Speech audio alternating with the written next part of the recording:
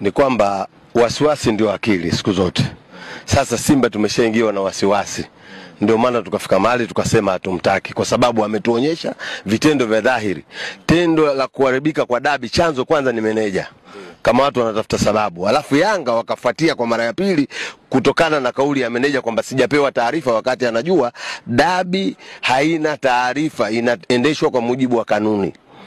Sasa yeye akaingia pale akaleta ushabiki wake. Sasa ule ushabiki ndio unatuletea mpaka sasa hivi leo sisi wazee tunasema kwamba hatumtaki kwa sababu alishaonyesha ushabiki wake toka mwanzo. Ushabiki wake wa timu uharibifu.